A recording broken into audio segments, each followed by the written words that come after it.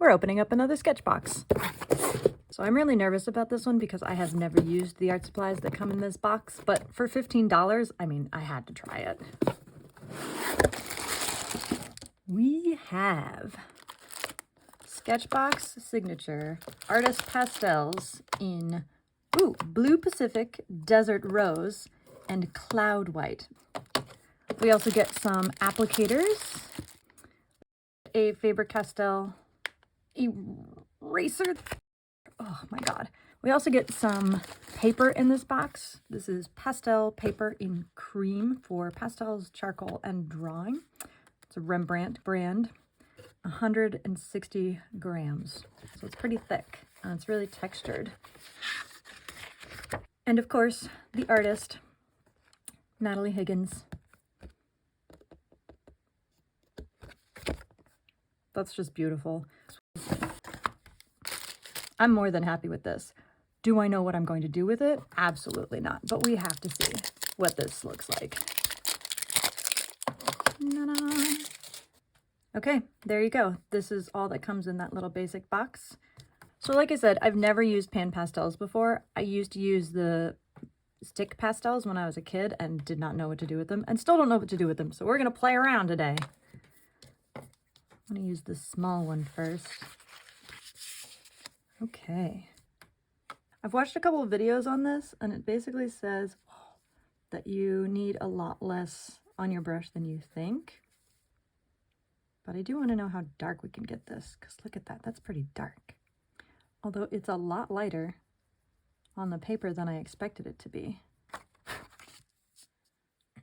Oh, might need lots of layers, but let's see. So I do know that you can mix right on the paper or in the pan with these. So if I'm mixing in on the paper, hey, there's a purple. You're supposed to be able to clean these just by like rubbing them off.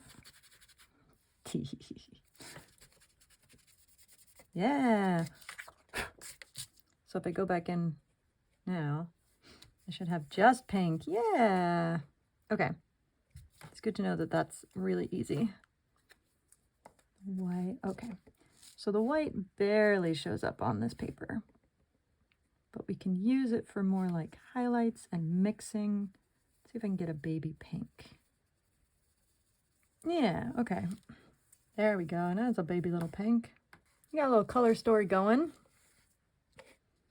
It really does feel like I'm playing with makeup. There's not a lot of color variation I can do with this besides pinks, blue, and purple.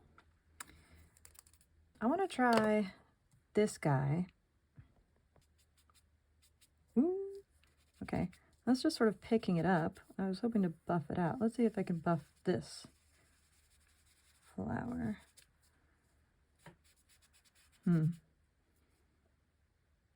We'll come back to this. I'm not really sure what this guy's for. Let's see if I can erase. Oh, okay, okay. It's definitely erasing. Oh my gosh, I was digging around. There were two more things in the box. There was the sticker, of course, and then there was also a pastel pencil in brown, some sort of brown, so I should try that. Ooh, that is very different to any pencil I've ever used. Can you hear that? It's like scratchy. You can see the texture on this paper really well, especially when I put down the brown. It's got like it's going this way in little rivets, and you can see it just lifts the brown when I try to rub it in with the applicator, which I think is why it's not blending very well here. So this is really more for line work, for dark detailing that you're not going to be blending, buffing out. Okay. So here's the thing. Our applicators are not that small, and our paper is not that big. So we have to come up with a concept that works with the tools that we have, and I'm trying to figure out things that are these colors. So I'm gonna have to spend some time figuring out what I want to do with them.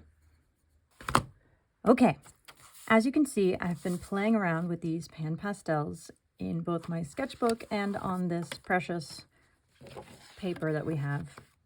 I used the back side of our testing sheet because I've been trying to save this nice paper that we have, but I did attempt a few different styles, and I think I landed on something that I really like, but it requires a few extra tools. So I happen to have a couple extra tools. I have some blending stumps and a few pencil erasers that you can sharpen.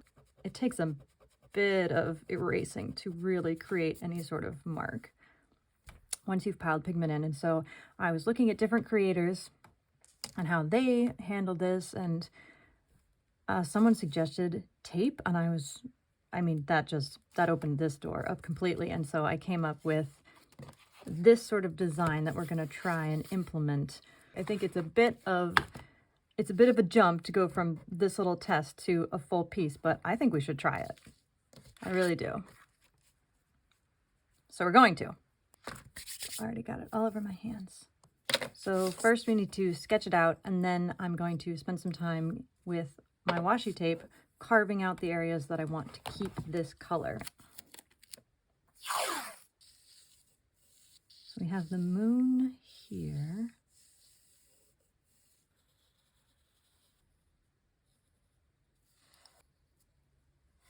Yeah, okay. The angles of these stems are apparently very important to me.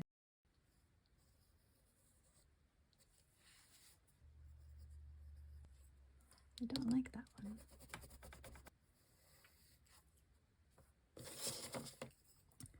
Okay. That took absolutely all of my concentration, and as I was doing it, I'm realizing that this is a lot more complicated than this. I'm really trying to remember how I did this. We're just gonna try it. What else can we do? Wish me luck. Okay, so apparently I wasn't filming when I did this, but here is what I think will work. We're gonna go ahead and dive into trying to recreate this, only starting down here with the bigger petals in my little mock-up. So first I'm gonna make a separate mixing palette so that I'm not mixing on here, mix my colors, and then I'm gonna go in. Okay.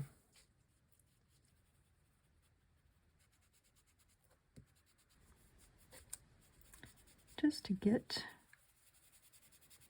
a couple colors in here, because this side of the leaf is backlit by the moon, so I'm trying to make it darker.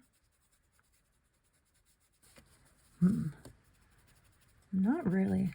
Maybe I'm not pressing enough. These pigments are so light, they're sort of not covering. Clean off the brush. I'm trying to get some of this pure white. Pure white. I'm not even going to put it on the paper. Oh no. This white is not showing up very well on this yellow paper. Okay, so it's going to be a slightly bluish tint, I guess. I'm hoping it'll all come out in the wash.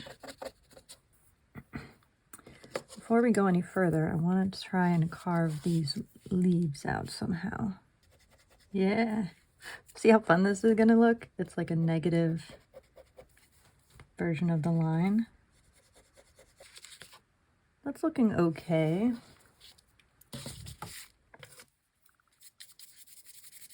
Okay. This is not exactly as I imagined it. It's not quite as bold as I imagined it, but I really like it as a concept. I think it's going to be a great first attempt at this, obviously. I mean, look at this mess, but I'm excited about how it might turn out. So let's try and do the same thing within here. This is really going to be the test of this paper, of whether it's going to show up at all.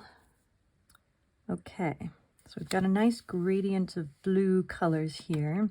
Going really simplistic with the different colors because I only have a couple to work with. So now we're going to move into the pinks and purples, mostly pinks though, of the lotus. I will say if I were to buy my own set of tools, I would buy a lot more applicators because 2 is just not enough. Even with 3 colors, you're constantly mixing and brushing it off, I would want more so that I'm not having to waste so much pigment. Now I have to figure out how to work with all of these different petals. So we're going to try to use light on these insides of the petals as if they have moonlight shining on them, and then darker towards the tips regardless, and then darker on the anywhere where there should be shade. Actually, yeah, I'm just going to put down a base of this pink. I think it'll make it easier, especially since that white doesn't show up very well. So we're going to need a light pink layer to distinguish. Okay.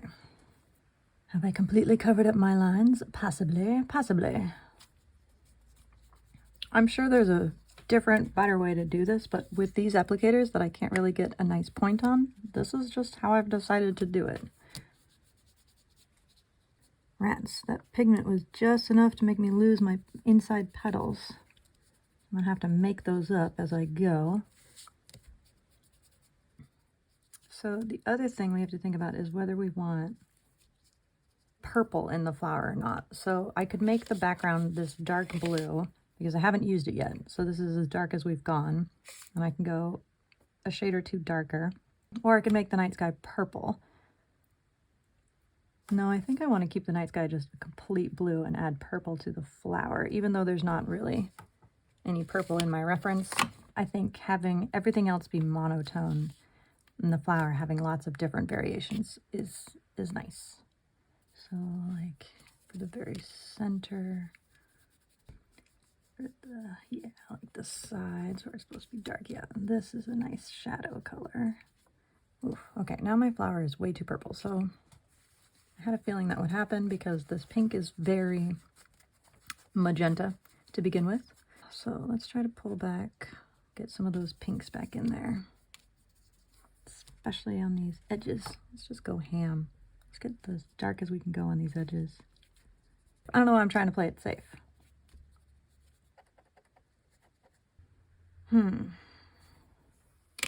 Okay, well, now I might have overdone it with the purple and lost a lot of the pink, but that's okay. Just gonna come back in here, fix these lines, and hope for the best. Okay. I don't think I'm actually gonna know what this looks like until I remove the tape, so I'm going to call it good for now, even though it's definitely not as dark as this. I'm gonna do the lines after because I keep putzing with the lines. Okay, so I think I'm gonna remove the tape so that we can do the background and see how it actually looks.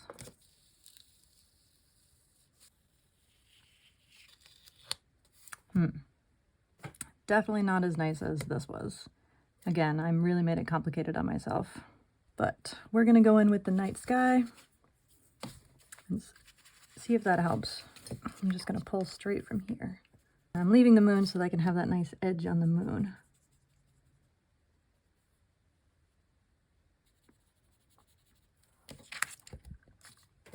Okay, I gotta say that I don't like it so far. This was a lot nicer. I think I put too many elements in. I knew I overcomplicated it from the beginning, but still, I was hoping for slightly cleaner results.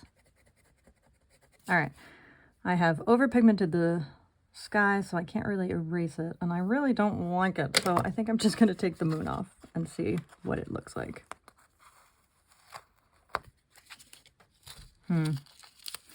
Yeah, I really don't like it. I'm missing the contrast that I got from this. One of the things I'm having trouble with is getting these pigments dark enough on the paper. Like this should be a pretty dark contrast, but without the line that I'm unable to really get. Okay, I'm gonna say that this is a bust. There's too much pigment down here compared to up here. I think if I had left the leaves the color of the paper and maybe done the details in a darker color, that might have helped. So maybe I'll try that for next time. Of my various attempts, I would have to say that this last one is kind of a fail. I think the middle one is my favorite. I really think that if I tried this a couple more times, I could execute it properly. So I might do that in a future video, but for now, I think I'm done playing around with these. I definitely need to understand how to use them better, but I really liked playing with them. Thanks for being here. Once again, you guys hold me accountable. I wouldn't be doing these things if I didn't have someone to share them with. So thank you, and I hope to see you next time. Bye.